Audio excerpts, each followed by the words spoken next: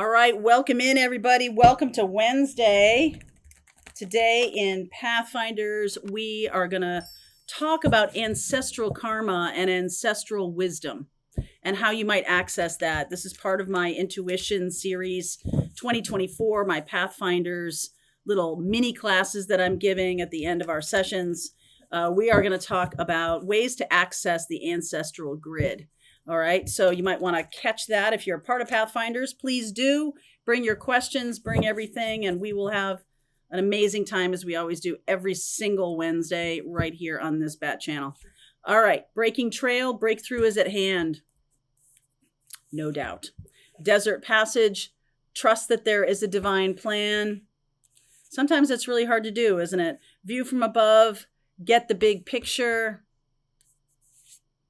Protected by angels. You are cherished by the angels. So lots of shifts coming up. We are approaching Lionsgate, which really starts on July 26th and moves through the 8/8 portal and to about the 18th or 19th of August. So something is coming through that is going to feel just massively shifting. All right, massively shifting. And you may have had to trust that there's a divine plan for quite a long time now. Last 6 months has been really challenging on the spiritual path. I've noticed a lot of you have been talking with me about that. So I just want to say that, as someone who is a Venus in Aquarius and who has a lot of air energy, seeing things from a big picture is so helpful rather than being so zoomed in on a piece of your life or a part of your life that's being changed or transforming or stagnant or whatever it is. Just get up into the big picture, okay? See the big picture of things. I've always been a student of history. I love looking at things in terms of big cycles, which is probably why I love astrology so much. And I will say that some of the things that we're dealing with right now on the planet are really about the ending of big, long cycles and the shifting into new cycles. So I talked about this last week in my astrology group. The 3 planets that are impacting generationally, Uranus, Neptune, and Pluto, those 3 planets are having very big shifts from one sign to another. We have Pluto in retrograde going back into Capricorn very soon, early September. We've got Pisces Neptune in Pisces, and that's going to be going into the sign of Aries. But that's not going to be happening until next year or even 2026. I can't quite remember. And then Uranus. Uranus is going to be going from an earth sign, Taurus, into an air sign, and that's happening very soon. In the meantime, there's lots to talk about with the astrology, but I will just say to you that those 3 planets are really responsible for spiritual shifts, generational spiritual shifts, which you're now undoubtedly seeing, right? The expansiveness, the choice of love over fear, the choice to move toward the universal heart, the Christ consciousness, the choice to move away from small negative energies and into something much more expansive has been radically happening in the month of July, for sure. And it's not going to stop. We have some other astrological things to talk about as we get into September, which I'm not even really talking about yet.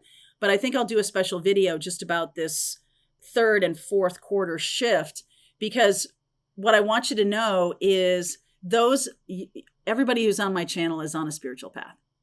So if you're watching this, you're on a spiritual path. Just saying, okay? And those of us on a spiritual path who are here to shine the light for other people, who are here to remind them that there is hope and joy and love in the world, sometimes it's hard. Sometimes it's hard to trust. He's all set. So sometimes it can be very hard to trust things, especially if we're not really seeing in our own lives, or we're not really seeing the evidence of these shifts. Now, a lot of us who are energetically very sensitive, you can feel like okay, I feel like there's a shift coming, or I feel a shift in the energy. And when it really happens, when it starts to really generationally happen, man, does that feel amazing, right? You're absolutely feels amazing, or it can feel scary. It can feel constricting. It can feel not like love. But from learning from your own healing, you're starting to learn what love feels like. You're starting to learn what universal heart consciousness feels like. All right, so let's go here. Wow. Hierophant, the Tower energy, the Sun, the Page of Wands, and the Five of Swords. Wow. So when something that's very traditional gets struck by lightning, there's a freeing moment. There's suddenly a freeing moment of like, okay, this structure is now being tasked with growth. And those who really like it the way it was may feel threatened by that. But there is just this real expansive energy here. And I'm seeing that with that Sun and the Five of Wands, or Page of Wands. Five of Swords, it's like, let's not forget, because this is interesting. This is kind of like, okay, we're all accepting of this kind of sublimation. We're all accepting of that. And then we're not accepting of it. Like something comes through that kind of blows it apart. And so we're free of it. We're really free of it. And then there's this sense of like, okay, how are we going to behave now? Will we go to that place that we have been subjected to, or are we going to show the energy of love, right? That's the Christ consciousness. That is the universal heart consciousness, that no matter what has gone on, there is room for forgiveness. There is room for expansion. There is room for all of that. And there's going to be a lot of souls on this journey who really hugging on to that 3D past, really wanting the past to stay. And so I feel like they're going to get more and more frantic. My mother used to use the word frantic when they're just panicking, and they're like, so that's going to happen more and more. And let's see, I'm going to look more underneath here. Knight of Wands. Justice is coming for it, though. So justice will balance things out. Okay, Seven of Wands. Justice is going to balance that fear out. If there are any people who are really, remember, we've been talking about this for, I don't know, 7-8 years now, about how the universal heart consciousness is the place of love. And it is the place of how we shine love in the world, how we shine our light, how we expand and bring light to other people who are maybe in a fear crouch or something like that. And I feel like what's going to be happening is there's going to be a reclaiming of what it means to be balanced and not man up, man down. Like, this is more egalitarian. This is more flat kind of structure where it's not, one person kind of subjugating a lot of people. It's more or less like we're doing this as a collective consciousness. We're creating our own structures. We're doing things. And this is the view from above. And this is the thing that is protected by angels, that we are creating something from love and not from fear. That is beautiful. Wow, look at this. 9 of Cups and 10 of Cups. Chariot. Anything that comes from the energy of fear is about constriction and about smallness and about, think of it this way.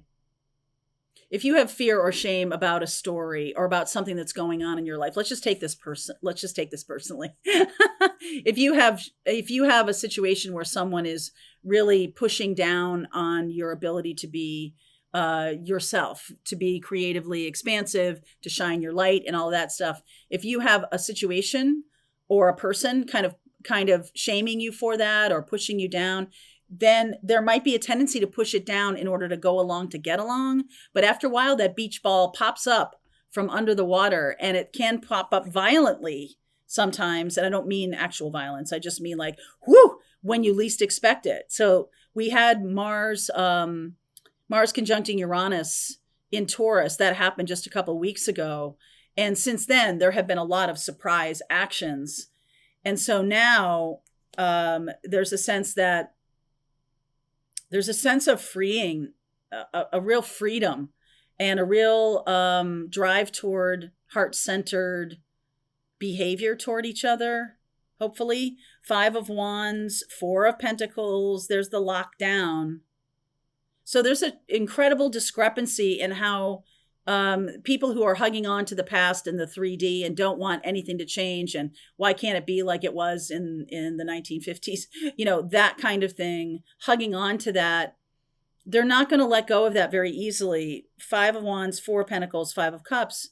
Whereas those who are stepping into the heart-centered consciousness, moving from love, moving from shining the light, moving from expansiveness, are saying, hey, there's more to it. There's more out here. There's more opportunity. There's more collaboration and all of that. And there's just this resistance here in a big way. King of Pentacles, 2 of Wands, and the Hermit. And it's really about what is, I feel like the argument is what's practical versus not practical. I feel like those who are embracing heart-centered consciousness are seen as impractical, not practical.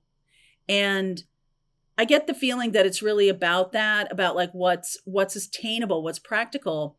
And one of the things I have learned in my own journey has been about how incredibly practical it is to move from a place of love as opposed to a place of fear. Fear is going to make you smaller. Fear is going to restrict your choices. Fear is going to take you down a road. It's not going to, and I'm just going to go a little bit off into a story that I've definitely experienced in my own life. I know a lot of you have too, that when you're in a relationship with someone who is abusive, okay, 5 of Swords is gaslighty and abusive.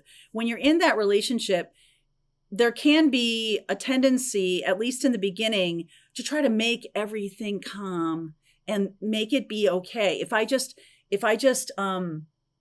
make sure they have their favorite dinner, if I just make sure that the dog doesn't bark, if I just make sure that, everything goes according to the way they want it, then everything will be fine. But then you realize the more you kind of make yourself smaller because you're not really focusing on love is expansion, they're never going to be satisfied. It's never going to be enough. Never.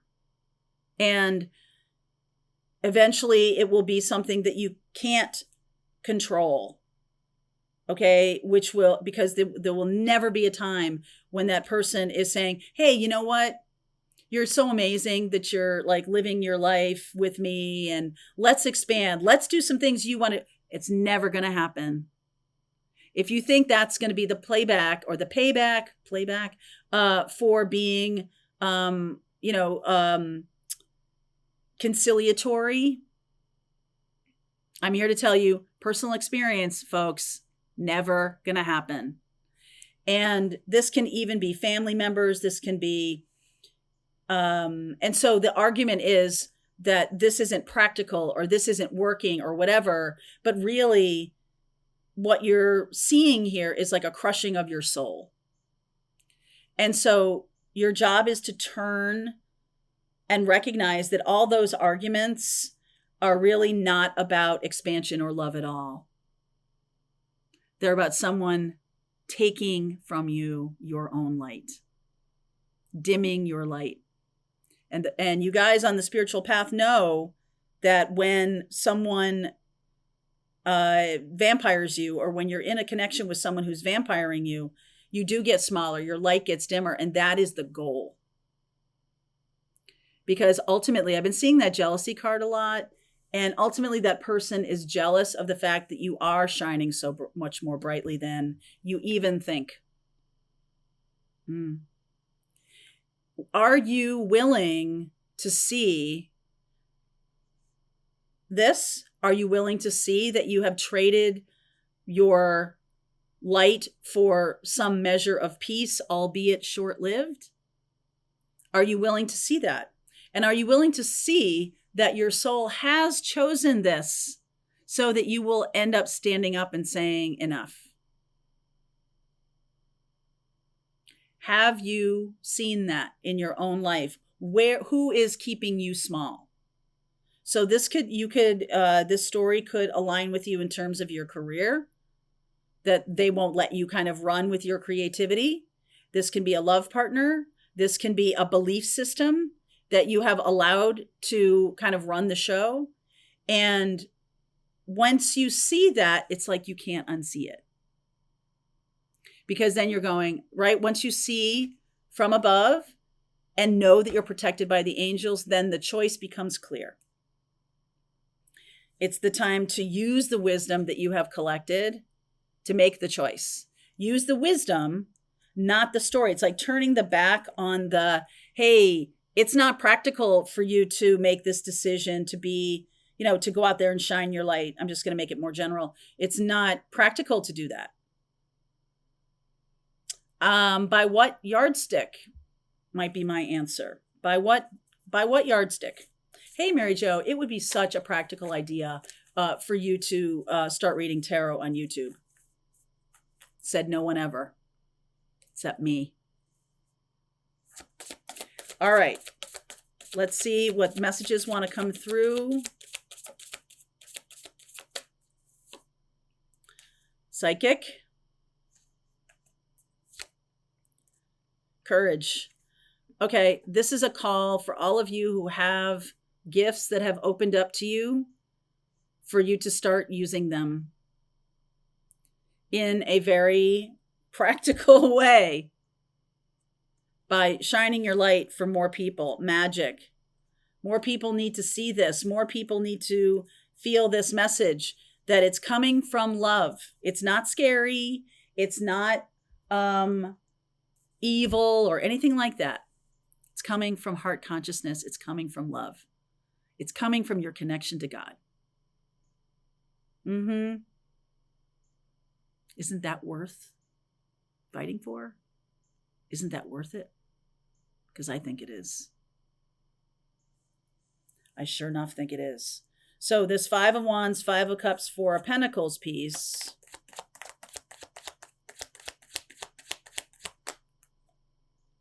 Emperor. Star. 8 of Swords. And the Page of Pentacles. So some of you are stepping into being healers, and you might have kept this under wraps from people in your life, family members, not telling them that you are studying or that you are having downloads or that you are watching tarot readings or anything like that, not really letting anybody in on that information. You're becoming the guru, the guide. Shining that light in the darkness. Okay. I do feel like some belief systems are going to get a jolt. Okay. Some belief systems, let's talk about that. Whatever that means. Okay. It could be anything.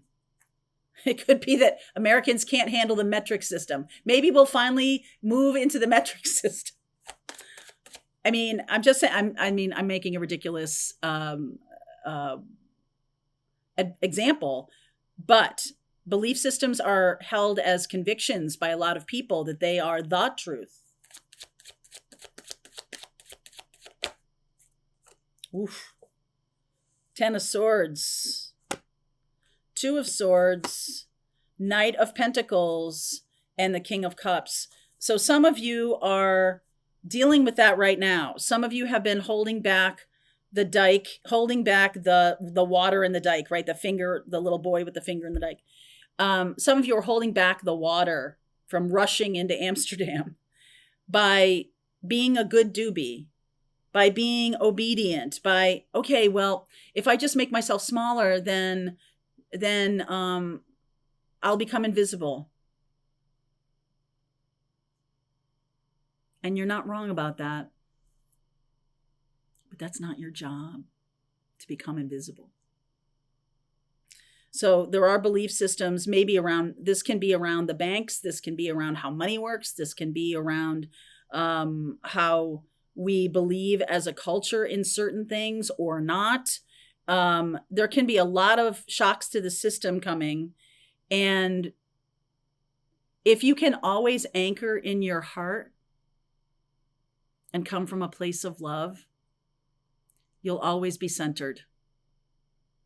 You'll always be centered. Even if you feel emotionally upended, even if you feel distraught about something, even if you feel afraid about something, if you come from a place of love, you'll always be centered with God.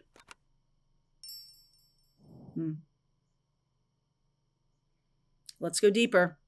I'm going to pull some cards for each zodiac sign on this one, give you more guidance.